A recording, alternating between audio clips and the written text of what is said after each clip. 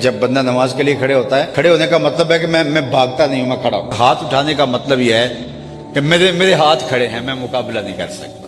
پھر اس کے بعد کانوں کو ہاتھ لگاتا ہے، اس کا مطلب ہے میری توبہ۔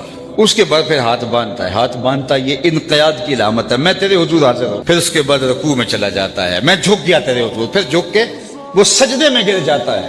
اور انسان کے اشرف اعضاء سر میں ہیں، دیکھنے قوت آنکھیں سر میں، سوچنے قوت دماغ سر میں، بولنے قوت زبان سر میں، سونگھنے قوت ناک سر میں، اور سر مالک کے در پہ، اور ناک رگڑ رہا ہے زمین سے، ماتھا رگڑ رہا ہے، اور قولن کیا کہہ رہا ہے؟ سبحان ربی الاعلی۔ عمل کیا ہے؟ میرے سے کوئی زیادہ جھکا ہوا نہیں اور تیرے سے اعلیٰ کوئی نہیں۔ اگر اس نے ایک بھی سجدہ کر لیا تو پھر وہ اکڑ کے گلی میں نہیں چل سکتا۔ اگر اس نے سجدے کی لذت پا لی، اس نے قیام اور رکوع اور قومہ و جلسہ کی لذت سے آشنائی حاصل کر